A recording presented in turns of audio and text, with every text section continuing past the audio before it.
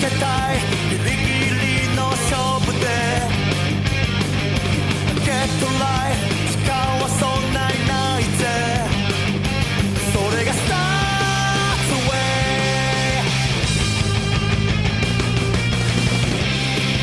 I want this only 探し求めるあの銀色の光の中で誰かを傷つけて自分も傷ついてだけど終わらずにただ追い求め何も見えてないけれど I do I きっとこのままの pain trans continue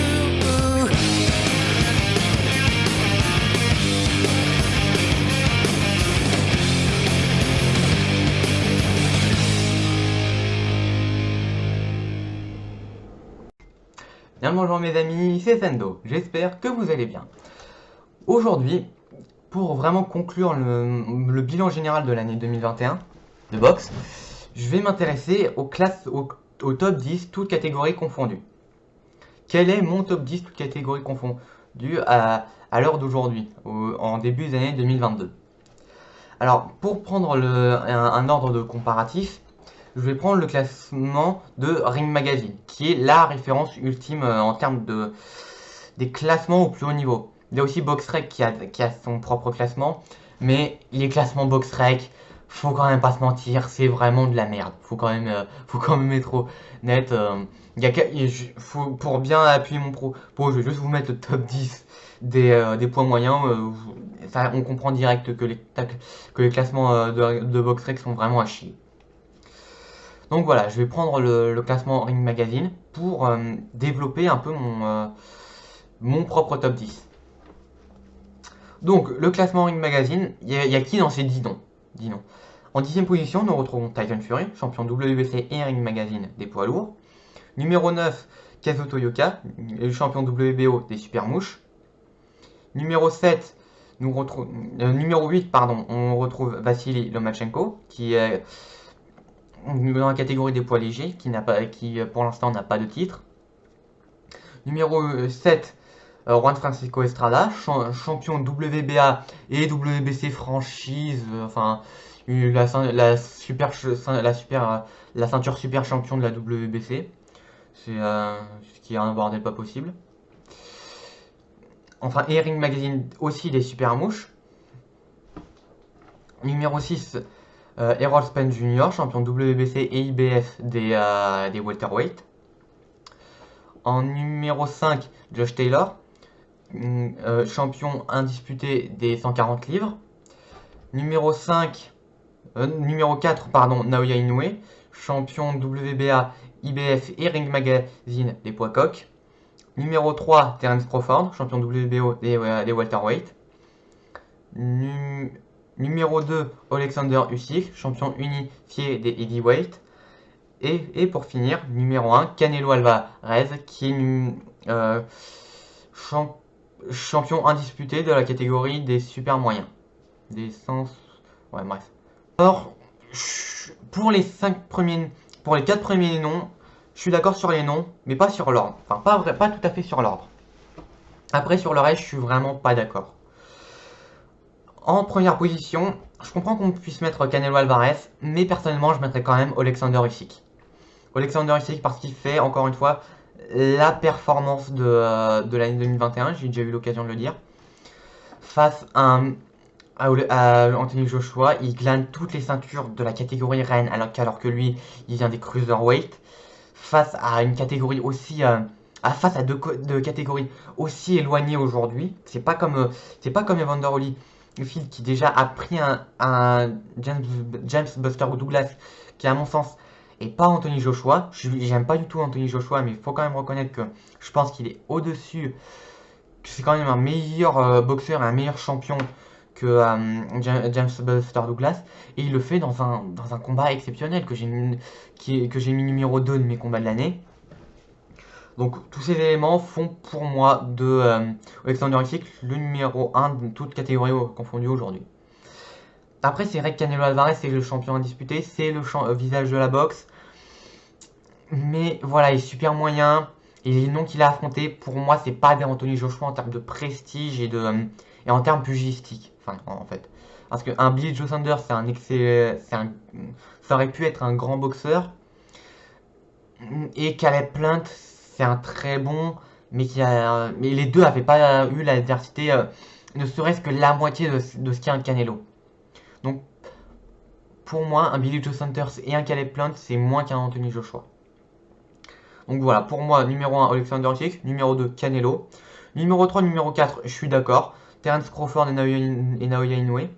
Pour moi, il n'y a pas débat. Terence Crawford, j'ai jamais compris pourquoi il était seulement numéro 2 des welterweight. Je développerai un peu plus tard sur Errol Spence Jr.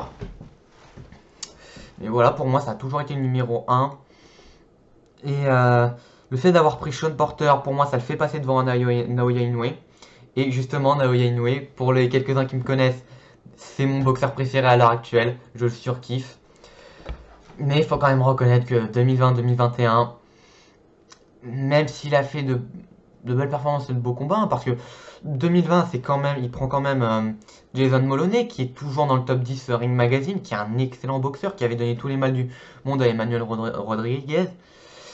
Mais 2021, Michael Dasmariñas, c'était son challenger officiel IBF. Ils s'en débarrassent en 2 rounds voilà, comme on aime Naoya Inoue. Et son dernier combat, c'était face à un Thaïlandais. Je crois qu'il était dans aucun des classements, que ce soit WBA ou IBF. Donc vraiment, c'était vraiment un combat de retour au Japon. Il a quand même été un peu mis en difficulté, quand même. Et ben, moi, j'ai. Et aussi. Et alors, moi, j'espère vraiment de grands trucs pour 2022. Il parle d'un combat contre Casimiro à l'heure actuelle. Je pense que ce combat, ce serait un massacre, clairement. Et ben, on espère tous le combat revanche contre Nonito Donaire. Et puis, un truc qui m'a interrogé dans ce dernier combat, et pas que moi, c'est qu'il a quand même bien pris en masse. Donc je me demande s'il préparerait pas déjà une montée chez Supercoq. Peut-être cette année, enfin, ouais, sans doute cette année. Est-ce qu'il va laisser Poids-Coq dans l'état où on en est, la catégorie qui est exceptionnelle? J'espère pas, mais en tout cas, ça annonce que des bonnes choses pour lui. Vraiment, donc numéro 3, numéro 4, je suis totalement d'accord. Numéro 5, alors je comprends qu'on puisse mettre Josh Taylor, mais j'aurais quand même tendance à mettre Vassili Lomachenko. Vassili Lomachenko pour déjà toute sa carrière, qui est une carrière déjà, une légende déjà établie à mon sens.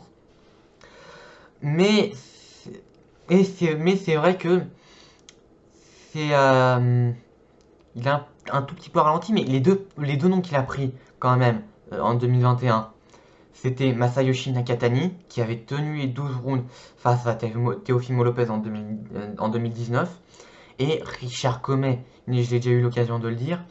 Je comprends pas pourquoi Richard Commey est pas plus populaire que ça. À part le fait que c'est un Africain, je comprends pas. Et ben, il nous sort 2 masterclass, mais incroyables. C'est incroyable à voir. Et il s'est instauré, à mon sens, comme étant le numéro 1 de la catégorie des lightweight, qui est mais incroyable. Alors, autant chez Ring Magazine, je comprends qu'ils ne le mettent pas vraiment numéro 1, parce qu'ils ont leur ceinture qui est à George Kambosos. Et moi, je suis bien content qu'il lui retire pas pour aucune raison valable, hein. Sinon, ce serait juste Ring Magazine serait juste une fédération comme toutes les autres. Et mais Teofimo Lopez numéro 1, non, non, Lomachenko a fait bien mieux cette année-là que Teofimo Lopez.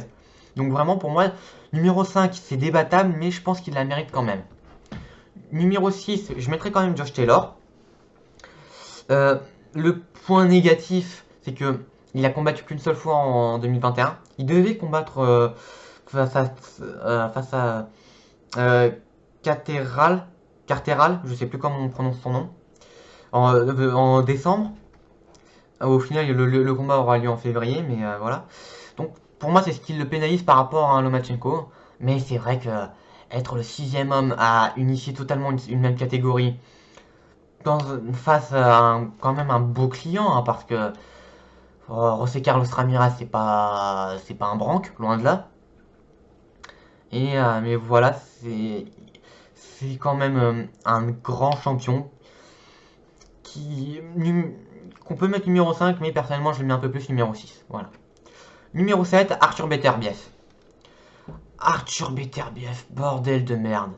L'ours russe qui dont on parle pas assez, clairement. Je comprends pas pourquoi il est pas dans ce top 10.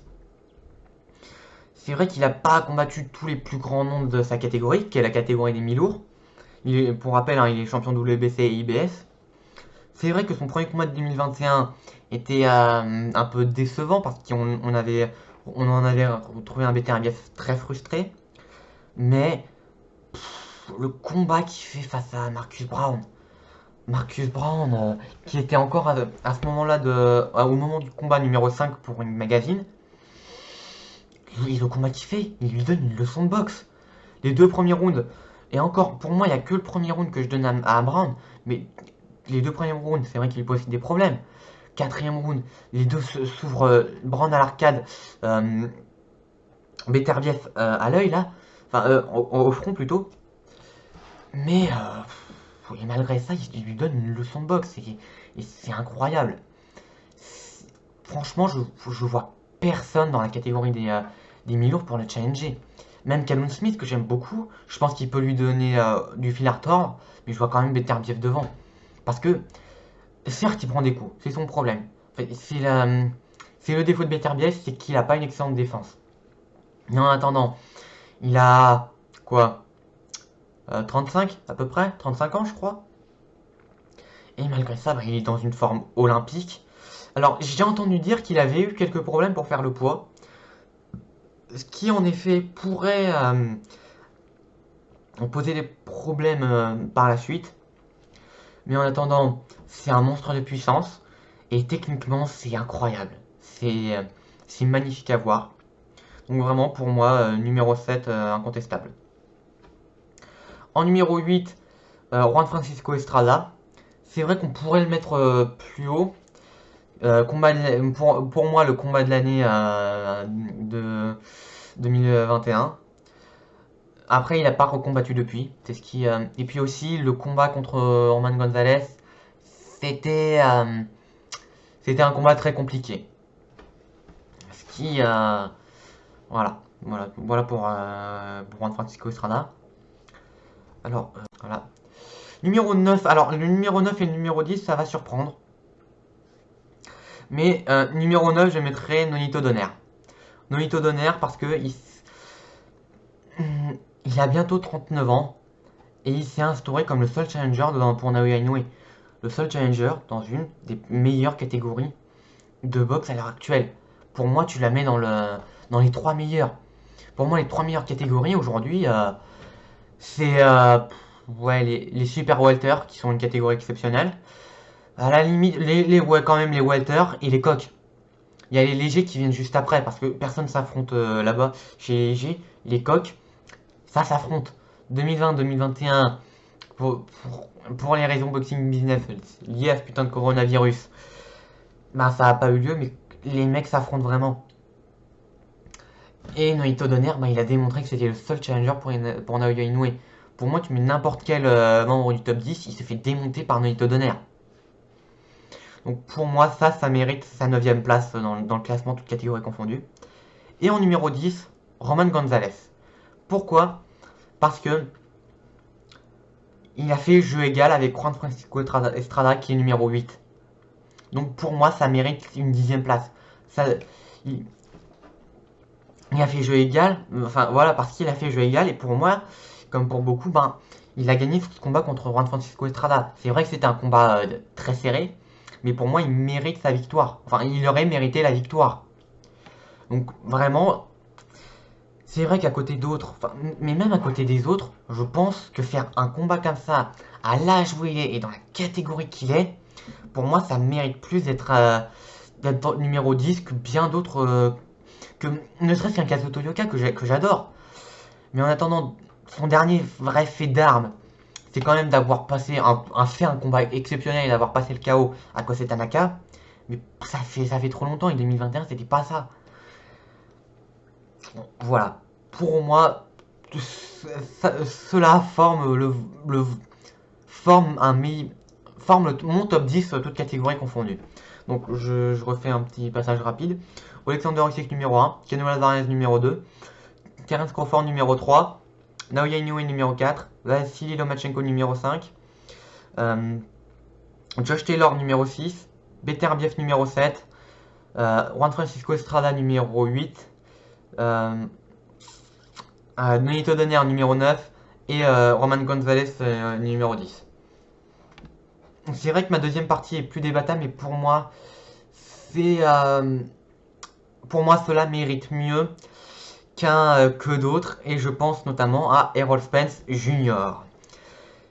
Et là, je vais vraiment ouvrir ma gueule parce que je vais vous le dire, j'ai jamais compris pourquoi tout le monde le mettait sur un piédestal. Vraiment, je n'ai jamais vraiment compris. Peut-être aussi parce que j'ai jamais été pris dans la hype Errol Spence Jr. parce que je suis pas à la boxe depuis non plus énormément longtemps. Je la suis que depuis 2 ans, enfin 2 ans et demi maintenant. Donc et je pense que ça me permet aussi d'avoir un peu plus de recul. Après peut-être que aussi que je suis mauvaise foi, hein, je peux l'entendre, mais pour moi son CV c'est clairement un CV en trompe-l'œil. Parce que il a battu des noms, c'est vrai.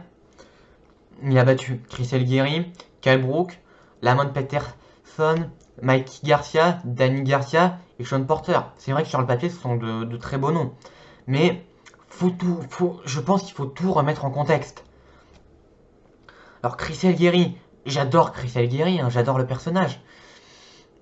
C'est la première fois qu'il l'arrête. Mais il faut quand même être honnête, ça me fait mal au cœur parce que je l'aime beaucoup. Mais Chris Elgueri, c'était un B-fighter. Maximum, il a fait un combat exceptionnel contre Ruslan Prokhnikov chez 140 livres. Mais le résultat est très débattable. Et chez Walter White, ça a jamais breaké. Ses plus grands adversaires, ça a été des défaites. Face à Manny Pacquiao, où il se prend mais une défaite horrible. Hein, franchement, rien que pour ça, mérite d'être salué pour être revenu de ça. Mais voilà, après c'est Amir Khan, puis il a affronté Errol Spence Jr. Enfin, pas à la suite, bien sûr, mais puis donc voilà, et Chris Elgueri c'est un B-fighter, Errol Spence Jr. l'arrête, mais c'est pas un combat exceptionnel. Après ça, il te prend Kell Brook. Kell Brook était numéro 1 des Walter à ce moment-là. Mais faut être honnête, Kell Brook, même pas tout peine si. Attends. Ça a lieu en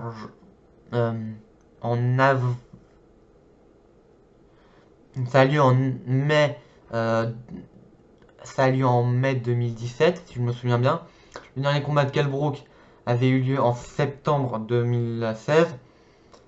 Et le truc, c'est que ce combat-là, faut quand même s'en rappeler, c'est l'une des plus grosses dérouillées de l'histoire de la boxe. Enfin, non, pas de l'histoire de la boxe, non, là j'exagère. Mais ça a été un matraquage en règle face à Gennady Golovkin, quand Gennady Golovkin faisait peur à tout le monde, y compris à Canelo. Golovkin, à ce moment-là, il était quasiment imprenable. Et même s'il fait un très très beau combat, sur les 5 rounds, je lui donne pas un seul round. En sachant que c'était en poids moyen. Pas du tout sa catégorie. Il avait jamais combattu ni en welter ni en moyen. Donc vraiment, ces 5 rounds lui ont prélevé quelque chose à tout jamais. Et faut quand même pas oublier que Kell Brook, mais revoyez les 4 premiers rounds, même les 5. Revoyez comment il bouge Errol Spence Jr. C'est incroyable comment il le bouge alors qu'il est pas en état. On sait même pas s'il avait récupéré sa commotion cérébrale. On sait pas s'il avait récupéré, et même aujourd'hui, je pense qu'il a pas récupéré de ce combat contre Golovkin. Et regardez comment il le bouge dans les 4 premiers rounds, et comment il lui pose des problèmes à ce point dans le reste du combat. Errol Spence l'arrête, oui, mais pour moi, c'est un très très beau combat, mais c'est une victoire avec un point d'interrogation. Après, il y a Lamont Peterson qui a un gros dogfight, c'est vrai, c'est un gros combat, c'est vrai. Mais Lamont Peterson, je crois qu'il sortait d'une belle période d'inactivité, à vérifier, mais il me semble qu'il sortait d'une période d'inactivité. Et il était sur la fin de sa carrière. Après, il ne recombattra qu'une seule fois. En sachant que Lamont Peterson, les welter, c'est pas son poids de forme, il était bien mieux à 140 livres. Et ça a jamais été un gros puncher. Ça a jamais été un mec extrêmement puissant. C'était un dogfighter. Mais c'était pas... voilà, c'était pas un mec extrêmement puissant. Donc, Errol Spence l'arrête, mais il y a tout ça. Et bah, il y a les deux Garcia, qui déjà ne font pas leur poids de forme. Mikey Garcia, il vient des poids plumes, même s'il avait fait de belles performances en super léger. Mais ça s'est vu en welter, c'était beaucoup trop pour lui. Et malgré tout, il a réussi à tenir face à Errol Spence Jr. C'est ça qui pour moi sonne le haut-là de toutes les éloges autour d'Errol Spence Jr. Et Danny Garcia qui, en welterweight, ça a jamais breaké lui aussi. Il était bien mieux à 140 livres. Et puis surtout, oui, Danny Garcia, il a été champion chez les welter. Mais déjà, depuis 2014, c'était devenu un fonctionnaire de la boxe. Danny Garcia, c'est 2 années magiques. 2012-2013. Dès 2013, pour moi, il y a quand même des points d'interrogation. Parce qu'il te prend un Zabuda qui fait un gros combat, mais qui est plus du tout dans son prime. Qui est plus du tout dans son prime et voilà, qui est plus la moitié de ce qu'il était avant. Et un Lucas Martin Matisse qui était un très bon fighter, mais enfin bref, voilà, je digresse. Mais dès 2014, Daniel Garcia, c'était juste un fonctionnaire. Déjà là, c'était un fighter. Et ben, je suis dur parce que c'était un combat de reprise pour Errol Spence, mais Daniel Garcia, il cherchait juste à tenir une round. Mais même chose pour Mikey. Et il les finit pas. Et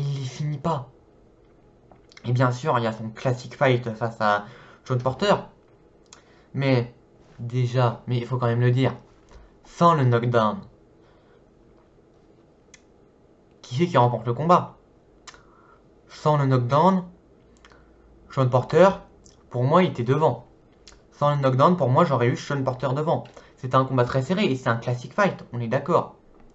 Mais ce combat n'aurait pas été au Texas. Enfin, il me semble que c'était au Texas, hein, corrigez-moi si je me trompe. Mais ce combat n'aurait pas été au Texas. Putain, j'ai rien. Je pense qu'on aurait pu le donner à Porter. Vraiment, c'était... donc voilà, ces éléments. Ces éléments-là, pour moi, j'ai jamais compris la hype Errol Spence.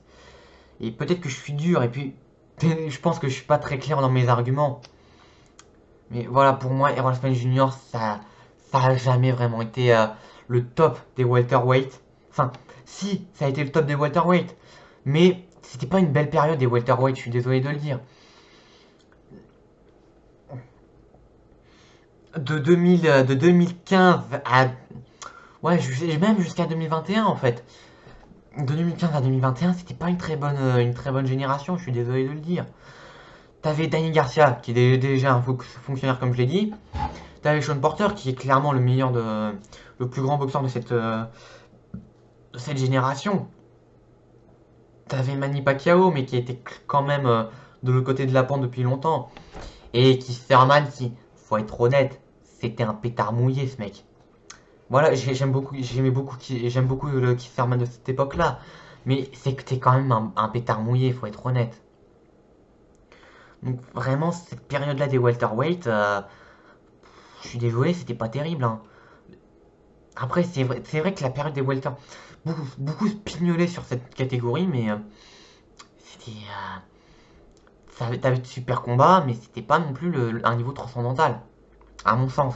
Après, peut-être que je suis une mauvaise foi, hein, je le concède.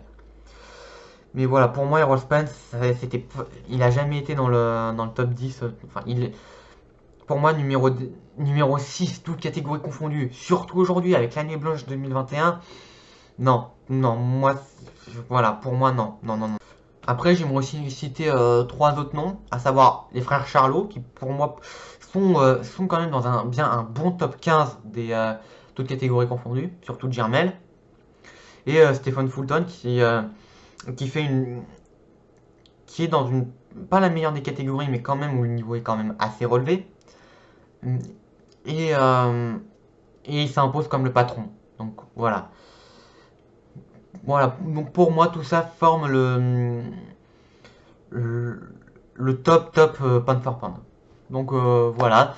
Je pense que là aussi, j'aurais été dans cette vidéo, encore une fois, j'aurais été très brouillon. J'espère que ça reste quand même compréhensible. C'est vrai que que tous mes arguments sont très débattables. Et ben, si vous avez des choses à me dire, n'hésitez pas à le dire dans les commentaires. Ce serait, j'ai hâte de lire tout ça. Voilà.